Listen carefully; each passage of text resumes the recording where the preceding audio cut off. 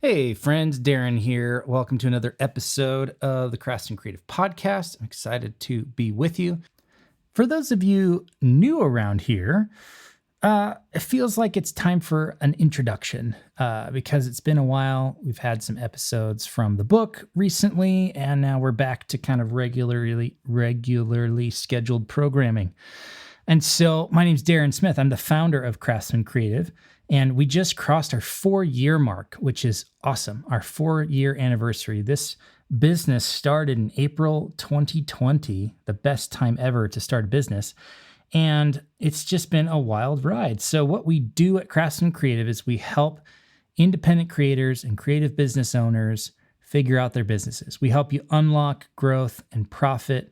We help you find your purpose. We help you shift your mindset. We help you define outcomes. We help you with things like finding more leads and getting more sales and increasing profit margin.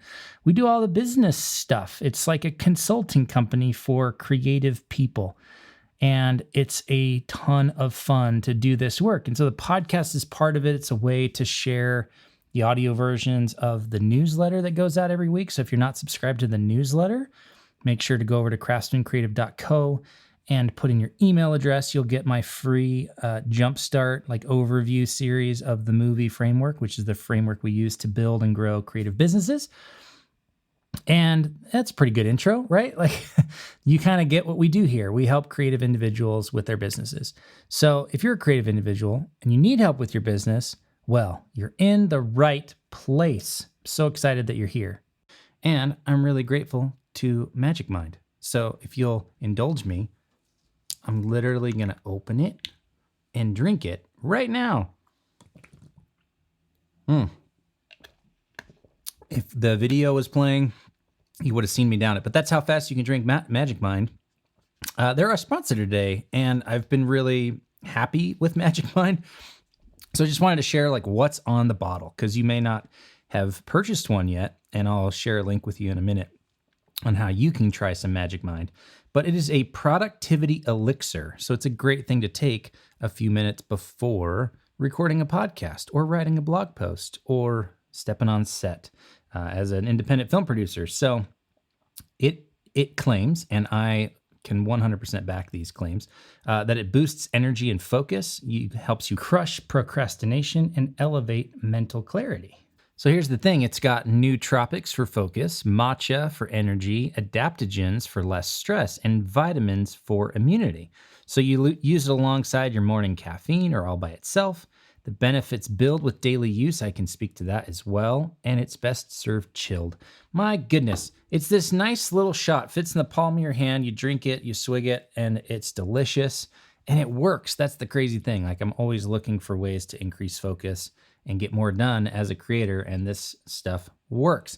So my friends over at Magic Mind have provided me and you with a wonderful up to 48% off your first subscription or 20% off a one-time purchase if you use the code Craftsman20 at checkout. So you can claim it at magicmind.com/craftsman. Again, that's magicmind.com/craftsman. All right, today we're talking about minimum viable numbers. If you've known me for any amount of time, you know how much I love talking about the numbers when it comes to our business. So last week in the society, during our monthly movie framework workshop, we were talking about visibility and the idea of knowing your numbers. So here's the thing. Each of us has a minimum viable number of leads that delivers the minimum viable sales, revenue, and profit for our business. But most creators I work with haven't done the work yet to understand what their business needs are. But then they often wonder why their businesses aren't delivering the results they want from it. So go figure. So today, let's look at what that number is for you so that you can gain more clarity and create a plan to hit and exceed your minimum viable number.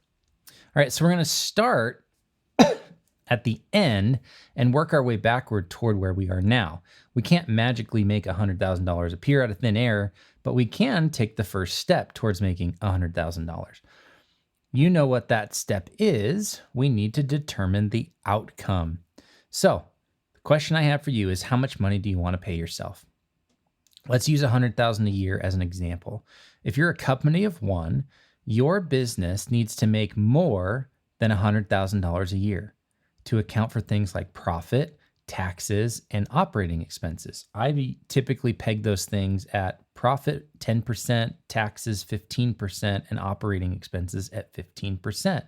So that's 40% of what you make that's going to those things. So how much more than $100,000 do you need to make? Well, your salary then would be 60% of the total. So you need to use this simple equation. You multiply $100,000, the amount of money you want to make, by 1.6, which equals $166,667 if we're rounding up. So your business needs to have $166K in revenue in order to pay you $100K. Does that make sense? Now, if you have employees, you're going to multiply your average salary by 2.5 instead of 1.6 because you're going to be accounting for larger overhead. Now, how do we make that much money? That's the obvious next question. Well, your revenue comes from sales. So what do you sell? Do you sell high-ticket $10,000 plus projects to clients? If so, then you just divide your average order value, say $10,000, into your minimum revenue number, $166,667. So many sixes. So you divide 166,667 divided by 10,000, which brings you to 16.667 or 17 sales. So maybe you sell your time by the hour at $50 per hour. How many hours do you need to sell to make $166,000 a year? Well, you're going to use the same equation. 166,667 divided by $50 equals 3,334 hours. But wait a minute, is that even possible? Like, that's a lot of hours. 3,334 divided by 52 weeks means you'd have to work 64 hours per week with no breaks for lunch. A, it's highly unlikely that you'd be booked that much. And B, you'd burn out after a few weeks. I guarantee it. It's just not that sustainable. So this presents an awesome opportunity to look at the realities of your business and make some choices. Do you increase your prices? Do you hire others to do the work for you and take a cut? You could charge $100 per hour, work 32 hours per week, and have plenty of time with your family and friends, for example. The choice is yours. Now, if you sell $10 products like an album or a book, you would need to sell, that's right, 16,667 books in a year to make the same amount of revenue. So you can see how important it is to do the math here so you know how many clients, projects, hours, or sales you need in order to hit your revenue goal for the year. Now, lastly, we need to look at how many leads we need in order to get the sales that we need. The goal ultimately is to become oversubscribed. That's when you have more demand for your products and services than you have capacity. So if you can only support producing 3 feature films a year like me, 2 things need to happen. I need to charge at least $50,000 per movie, and I need more than 3 people to want me to produce a movie for them each year. As soon as I have those 2 things checked, I have an oversubscribed business making more than $150,000 per year. But what are the numbers for your business? How many leads do you need to get the number of sales you need? The simple conservative math says that 1% of your leads will buy your products and 2 to 5% of them will buy your services. The reason for the difference is that if people are becoming a lead for your services, they already know enough to want to reach out to you and schedule a call or talk about your services. They're further along in the customer journey. So the last equation for today's podcast episode, minimum viable sales divided by 1% equals minimum viable leads. Or you could substitute 2 to 5% based on your actual numbers.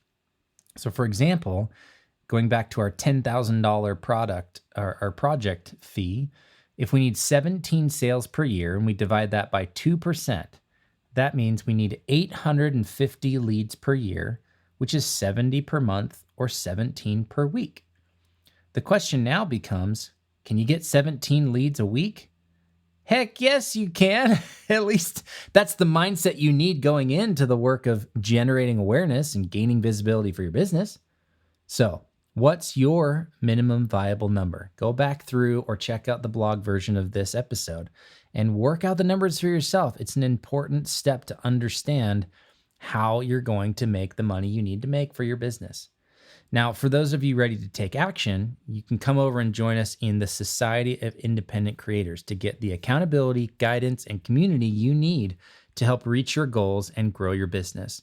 You can join us at craftsmancreative.co/join, or if you want a little taste, you can go and take our free scorecard, which is over at craftsmancreative.co/scorecard. Thanks for listening. We'll see you next week.